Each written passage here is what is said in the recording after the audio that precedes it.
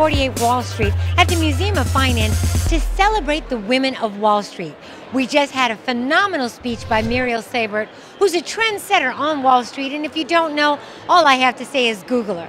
The exhibit is here, and if you're a woman about economic empowerment, you need to know where you came from to know where you're at. It's your host with the most, Amelia Ismore, giving you your Finance Daily Dose.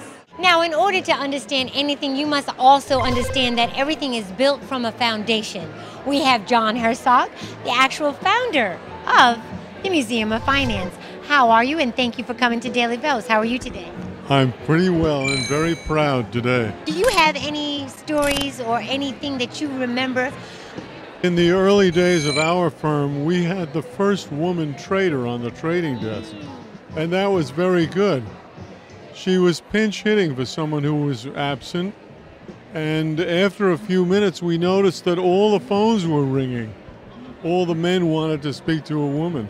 Now talk about some of the fabulous things that are happening here at the Museum of Finance.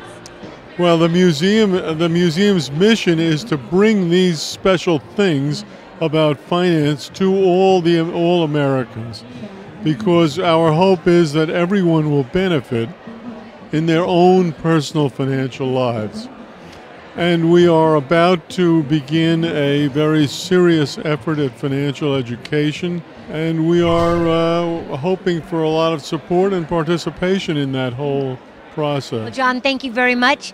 For all our viewers, it is about economic empowerment, and this museum, the Museum of Finance, is probably a good place to start. Till next time, it's your host with the most, Amelia Ismore, giving you your financial daily dose. Now, it's only apropos that we have the woman of the day, of the century, of the world of finance here, none other than Muriel Sabert. Thank you so much for taking the time to speak with us. How are you this evening? I am great. Now, what do you think about this fabulous display of women on Wall Street? I think this display is so imaginative. It covers a certain period, and it brings in some of the people I know today, like Ann Kaplan, who I love and respect, Abby Joseph Cohn, and some of the others that I can think of. You know, one of the things that you spoke that resounded so loud, and I want all of my viewers to know about it, is your program that you're doing to teach people the importance of being able to handle your money properly. How passionate are you about that? I call it my soul. I saw it. I was the first woman to regulate all the banks in New York. Superintendent of Banks, or as I call it, SOB. And I saw these younger people who had not been taught it. They were brought in by the deputy superintendent, who happened to be a minority, and he was also appointed by Governor Carey. He was superintendent of consumer affairs, and these kids were basically bankrupt at 17 and 18 and 19 because of credit cards. No one taught them. They couldn't ask their parents. And here they were entering life, which has more opportunities today, and they were doing it with their hands tied. In my opinion, if the country would have had more knowledge of personal financial literacy, we would not have had the subprime mess. And I said, this is not fair. And I said, if I'm ever in a position, I will do something to change it. Well, that's indicative of a trendsetter such as Muriel Sabert. I mean, it's about doing, it's about passion, it's about living, and it's about a legacy, and may your legacy live on till forever and beyond, because your story is phenomenal. And for those of you that don't know her, Google. That's all I got to say. It's your host with the most, with the Daily Dose. Till next time, stay financially sound. Please, you owe it to yourself. We have none other than Christina Labrador and Lynn Labrador, the women that were responsible for the documentary. Now, Lynn was responsible for the makeup, but this lovely faced lady over here was actually the producer and director. So welcome to Daily Dose. How are you today? Thank you. I'm doing well. Thank you. Great. Now, talk about what went into selecting the individuals and why you chose to do this and what it felt to you to do such a phenomenal project. Well, I worked very closely with the curator of the Finance Museum, Ms. Lena Akhtar, and we just worked very closely together. She got all the research done about the women, and basically she asked them if they could be a part of this project, and she soon got me on board to do the filming, the work, and to make sure that these women look very good on camera. Yeah, now talking about looking very good on the camera, you were responsible for all the makeup.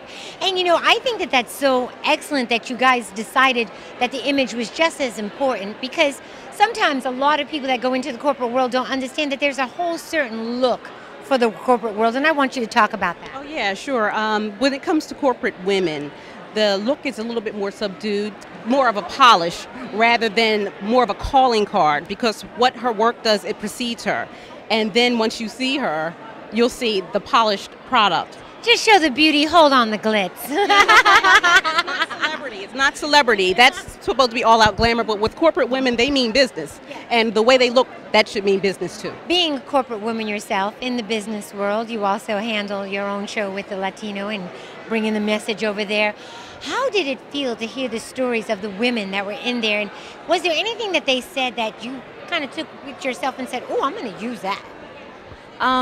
All the stories were quite amazing, and even though it's an exhibition about the women of Wall Street, they all felt that it's not just women that they're empowering the next generation of people coming up in the financial industry. What I got from each and every single one of these women was that hard work, it totally pays off. You have to be on your P's and Q's, and that's with anything. Absolutely. That's with anything. Well, there you have it. If you want to know more, it's very simple. Come to 48 Wall Street, the Museum of Finance, and find all about the women of Wall Street. So I would be totally remiss if I did not have the curator of this fabulous exhibit, as well as one of the subjects of this exhibit, Rosemary and Lena. Subject, curator, welcome. Now, as far as yourself being a trendsetter, what advice can you give young women that want to get into the world of finance? I think that there's a number of points that I would give them. First of all, they have to have a really good fundamental and comprehensive knowledge of the subject matter. I think that they have to have a fair amount of patience, strong work ethic, a very high level of integrity, and a good sense of humor. Yeah, humor is really good. Humor is very, very important, especially in this industry. Now, how phenomenal was this for you, curating a subject matter that kind of, you know, still touches you because you are a woman? It was a privilege to do a project like this. It was super interesting, and especially doing the interview component, I feel like I got to be firsthand witness to insights and experiences that you don't normally hear about. So it was a real privilege for me to be able to take it from the time of Abigail Adams through to when women were starting their careers on Wall Street, through, you know, the latter half of this century, through to today. It was incredibly interesting. Now, Ms. McFadden, one last question, because I think this always stays paramount with women in business. As far as where do you see us, or where should we go now, next? Where do you see us continue the legacy of people such as yourself that make it before us, that the newcomers come in should carry the torch to? Well, actually, one of my guests here tonight is part of the new generation of Wall Street, and I'm thrilled to death, you know, that she's here to be able to experience all of this. The title of the exhibit is Pioneers. I mean, if you really take a look at the hard numbers, 15% of Fortune 500 companies have CEOs that are female. 15% of corporate boards in America are only female. We have a long way to go, and with the next generations, I hope those ratios change real dramatically very soon. Well, there you have it. One of the most fundamental things that I have learned about progressive pioneers is they're so busy doing, they don't even realize how much they've done in the end until it's all over. Make sure you have that pioneer mentality. And if you do have the extra time, come down to 48 Wall Street, the Museum of Finance, and find all about the women of Wall Street.